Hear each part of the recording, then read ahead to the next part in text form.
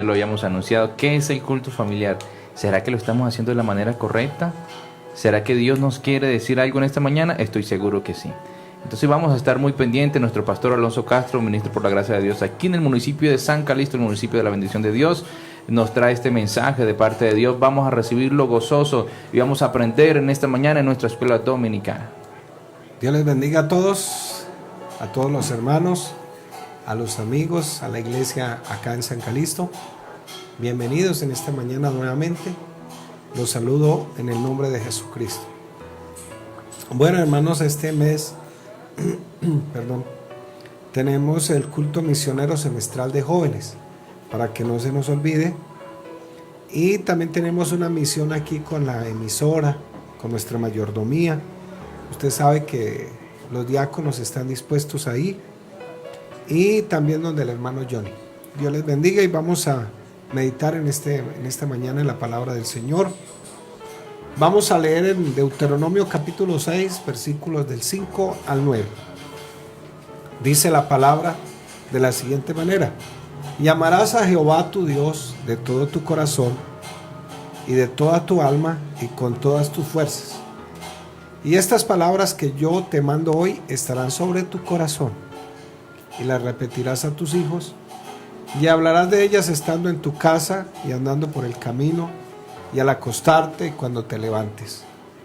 Y las atarás como una señal en tu mano, y estarán como frontales entre tus ojos. Y las escribirás en los postes de tu casa y en tus puertas. Amén. ¿Qué es el culto familiar?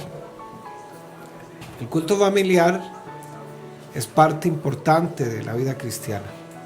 Nos recuerda la Pascua que practicaban los judíos allá en el Antiguo Testamento, donde ellos se reunían para celebrar una Pascua de una liberación que Dios les había hecho de la esclavitud de Egipto. Se reunían con sus hijos.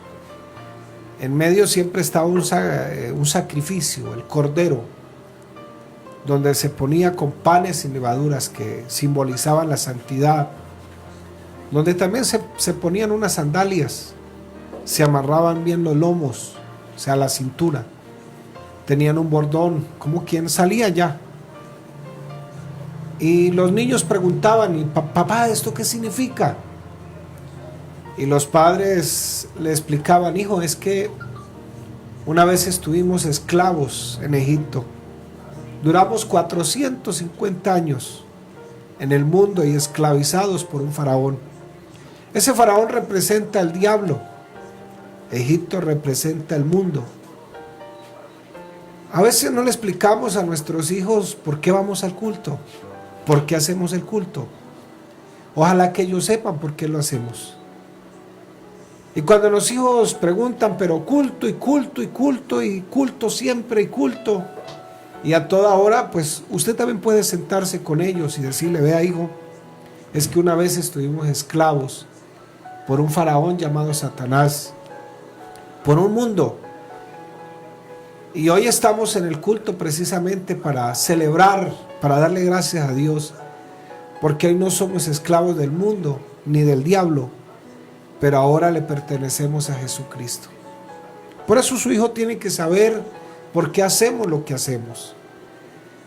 Aunque usted puede obligarlos porque es el padre, no porque nadie se lo diga. Usted puede obligarlos a que piensen como usted quiere porque usted es el padre.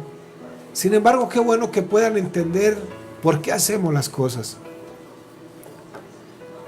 La misma palabra nos recuerda siempre que debemos amar a nuestro Dios de todo corazón y de toda tu alma y con todas tus fuerzas, dice la Biblia. Toda la palabra de Dios debe estar siempre en nuestro corazón, porque a veces se nos olvida muy rápido, porque el mundo nos distrae. ¿Y por qué nos distrae el mundo? Para que no nos acordemos de la palabra de nuestro Dios. Por esta razón, dice el versículo 7, aquí donde leíamos: y las repetirás a tus hijos, y hablarás de ellas, estando en tu casa y andando por el camino, y al acostarte y cuando te levantes. Por esto el hijo cuando crece dejará a sus padres y será el nuevo responsable de un hogar. Y la responsabilidad de nosotros como padres es repetir y repetir y repetir la palabra de Dios. ¿Qué sucede cuando no hago esto? Sencillamente no estamos memorizando la palabra del Señor. Hoy día, con un pensamiento que se llama humanismo, una filosofía que está de turno, que empezó por allá fuertemente en el año 2000.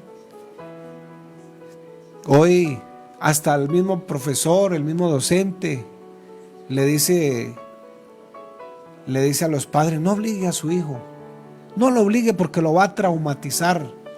Una cantidad de cosas. Pero usted es el padre. Y los hijos tienen que ser conscientes que los padres no estamos para caerle bien a los hijos.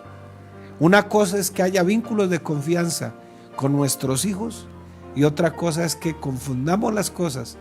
Los padres jamás podremos ser amigos o el parcero, como dicen algunos. Somos los padres y estamos para estorbarles, estamos para repetirles, estamos para decirles, estamos para recordarles.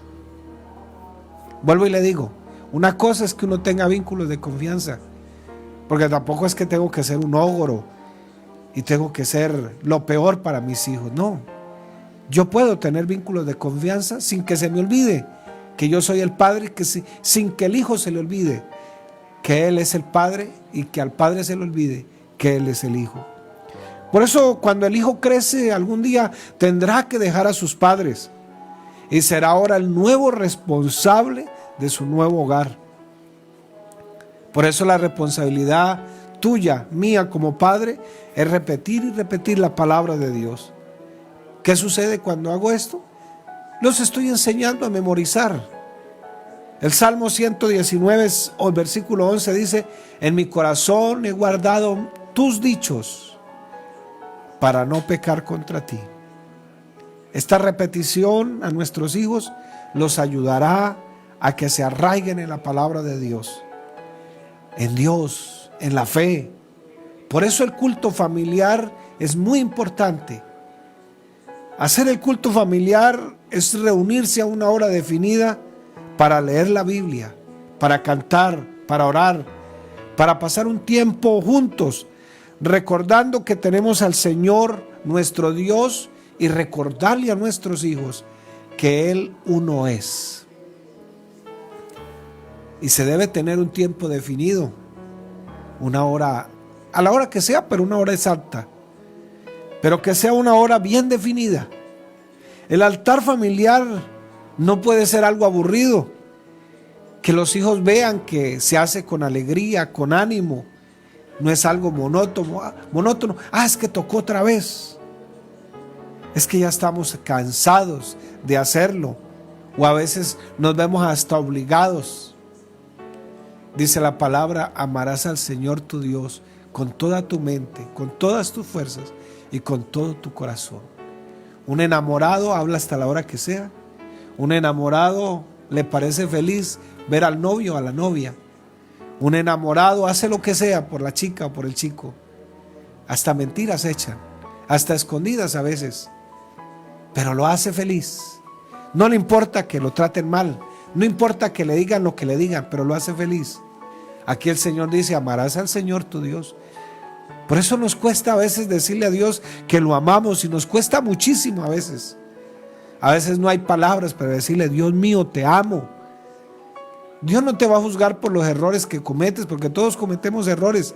Si le pides perdón a Dios, no te va a juzgar por eso.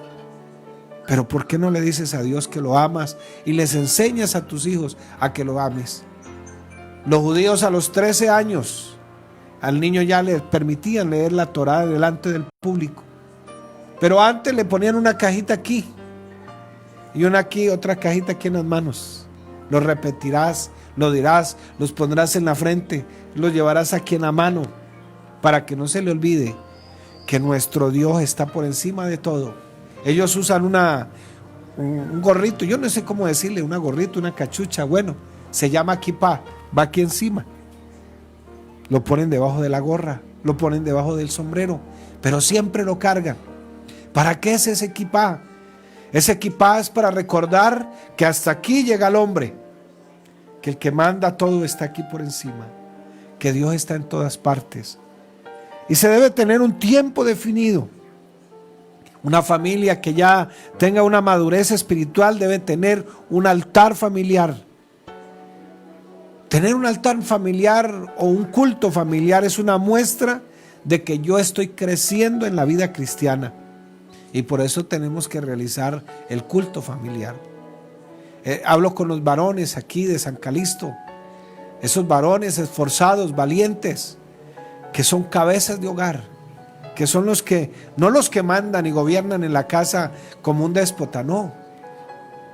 Siempre hay quien debe gobernar. Le preguntaron a un hijo, ¿y en su casa quién manda? Dijo, ¿y es que en mi casa qué? Es que en mi casa es un gobierno así dictatorial. Dijo, no, en mi casa mandamos todos. Y a la final no mandaba nadie. Un culto familiar tiene que ser constante, consciente, y no podemos abandonarlo fácilmente. Pero ¿en qué me puede ayudar a mí el culto familiar? Primero, el culto familiar unifica. Romanos 15:16 dice, para que unánimes, a una voz, oiga, bonitas esas palabras, para que unánimes, a una voz glorifiques al Dios y Padre de nuestro Señor Jesucristo. Usted no tiene que esperar que en la familia se reúnan 20, no. A veces con el esposo y la esposa basta. En la iglesia glorificamos a Dios, adoramos a Dios, pero en la casa también lo podemos hacer. Pero el culto familiar, ¿qué hace? Une la familia, los une, los unifica. Dice Romanos 15:16, para que unánimes, o sea, unificados, a una sola voz glorifiquemos al Dios y Padre de nuestro gran Dios y Salvador Jesucristo. Los que saben, dice que pasar mucho tiempo en las redes sociales produce ansiedad. Y muchas familias en este tiempo se están separando porque no hay espacio para hacer el culto familiar. El culto familiar, la familia se reúne, lee la Biblia, canta, ora. Es un tiempo de unidad.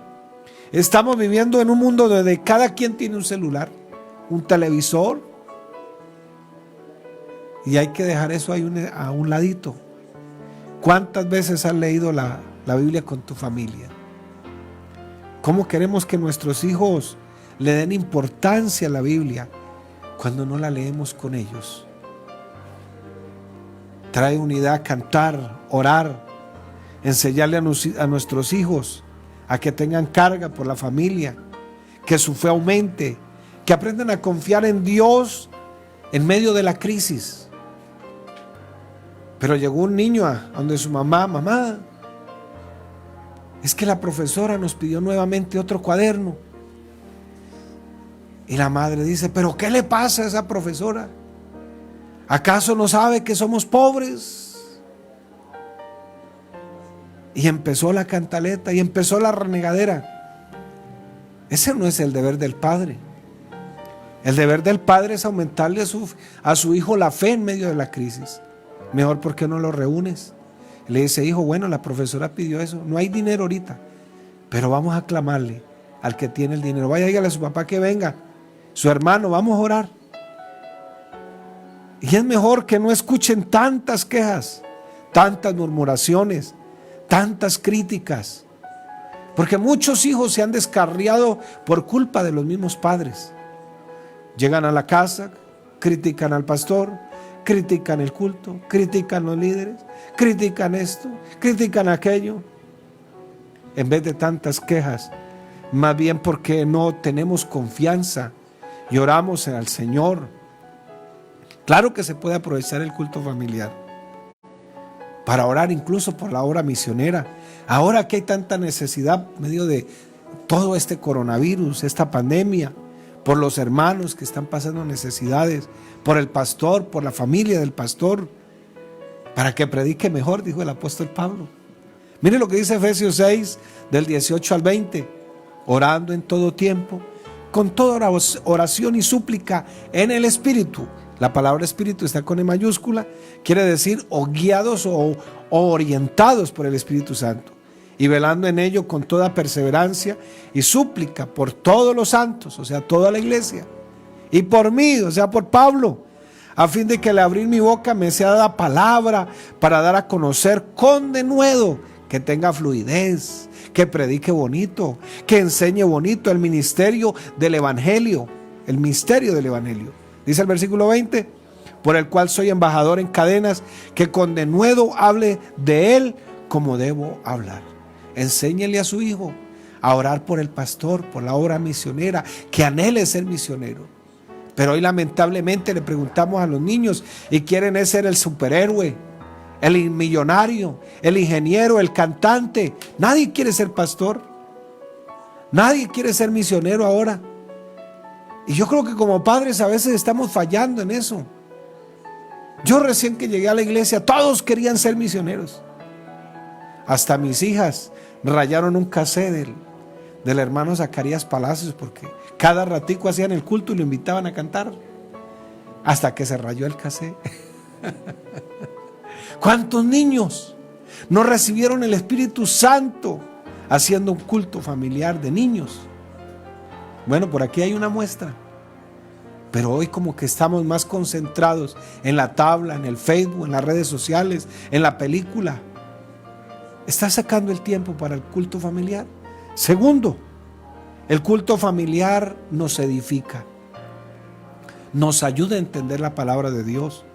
¿Qué dice la Biblia? ¿Qué es lo que estamos haciendo y qué no estamos haciendo? Algo que estoy haciendo y que debo dejar de hacerlo. La Biblia me enseña eso. Segunda de Timoteo 3, 16 y 17 dice: toda la escritura es inspirada por Dios y útil para enseñar, para redarguir, para corregir, para instruir en justicia, a fin de que el hombre, acá también están incluidos los niños y las mujeres, a fin de que el hombre de Dios sea perfecto, enteramente preparado para toda buena obra. ¿Cómo nos edifica? Nuestros hijos aprenden de lo que estamos leyendo. Cuando leemos la Biblia, pregúntele a sus hijos qué significa a ellos lo que ha leído. Me acuerdo que mi hijo me preguntaba: ¿y esas bestias del Apocalipsis qué significa, papá? Todas esas copas, todo eso. Es que leyendo el Apocalipsis como a los 7 años. Pero qué bendición. El culto familiar aclara dudas, porque Dios usa su palabra para aclarar dudas. El culto familiar se pueden hacer preguntas. Hoy día muchos países allá en Asia Menor, Asia Mayor, lo que llaman por allá Oriente, Asia, todo eso, están creyendo al Señor, se están entregando al Señor, pero no tienen una Biblia para leer. ¿Y sabe por qué no tienen una Biblia? Porque está prohibido, hay pena de muerte para el que tenga una Biblia. Tienen que reunirse escondidas, no pueden alzar la voz, tienen que orar a medianoche. Pero usted que lo tiene todo en la casa y no le estamos sacando provecho. Nuestros hijos algún día ya no estarán con nosotros y tendrán que tomar decisiones allá donde van a estar. El culto familiar me ayuda a aprender, me aclara dudas, afirmo mi fe, afirmo lo que yo he aprendido antes. Tal vez has olvidado que hay cosas que tenemos que obedecer a Dios en algunas áreas de la vida, pero el culto familiar me lo recuerda.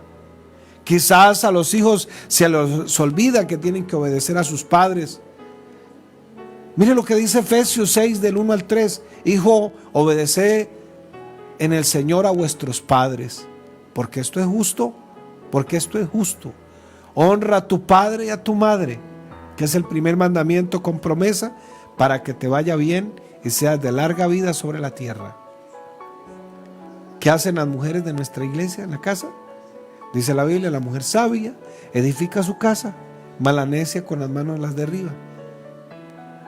Claro que también hay texto para los hombres. En otras palabras, la mujer sabia une a su familia, la mujer tonta la desbarata.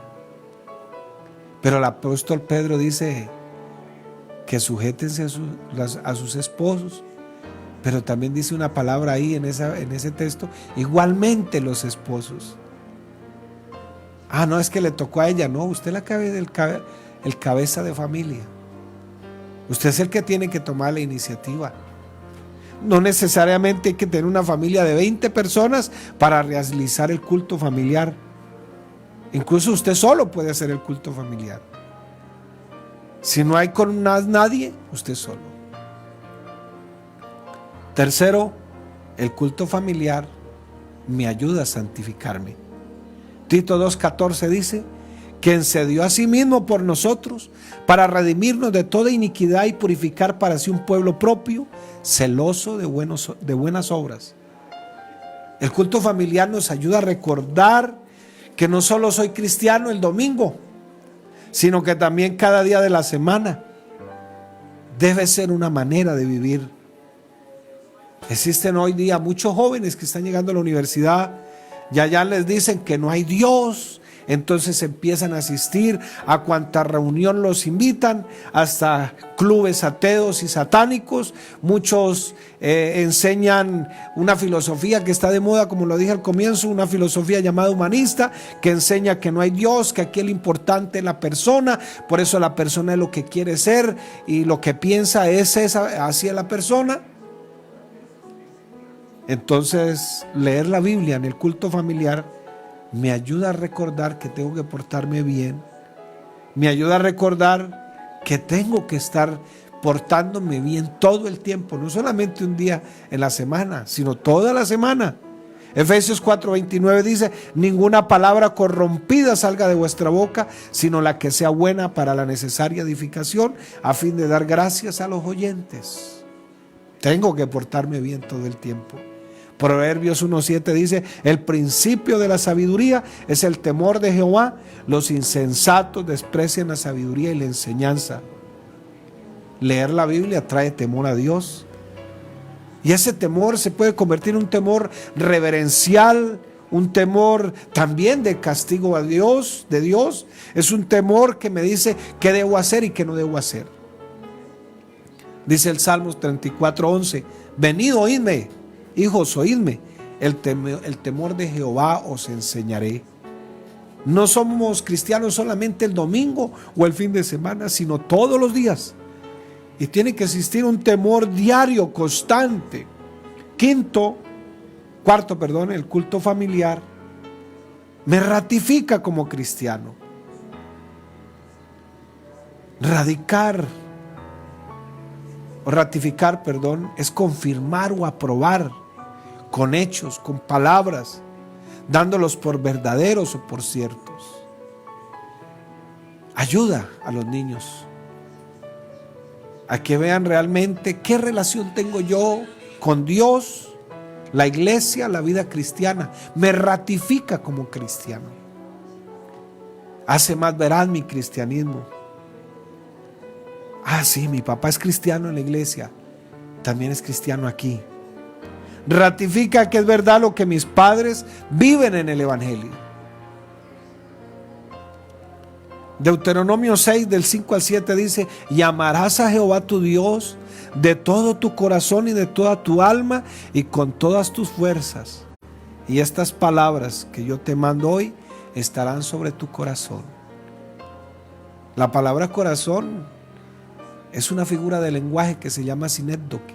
Es una alteración del lenguaje para referirse al hombre como tal, pero que tiene una mente, una razón, una conciencia, unas emociones. Oiga, increíble Dios. Estarán sobre tu corazón y las repetirás a tus hijos y hablarás de ellas estando en tu casa y andando por el camino y al acostarte cuando te levantes. Aquí no hay descanso. Ratificar es darle sentido de seguridad a nuestros hijos, a que confíen en Dios, que puedan acudir a Dios en todo tiempo. Los judíos tienen por costumbre que cuando recién se casan, les dan un año les pagan todo para que vivan un año gratis, que no gasten nada, se vayan de luna de miel. Todo un año la familia, los dos, la pareja. Pero los judíos modernos han cambiado un poco los papeles. Entonces, ¿qué hacen? Como ellos tienen escuelas, tienen universidades, los judíos que están ortodoxos, que están radicados en Nueva York, ellos tienen una universidad. Entonces las esposas trabajan ese año y los padres, los varones, van a esa universidad por un año a aprender cómo es que se van a educar los hijos que van a venir, cómo se les va a enseñar la Torá, o sea, la Biblia, cómo se les va a enseñar a orar, cómo se les va a enseñar a enfrentar sus problemas, porque no es solamente disciplinar con un rejo.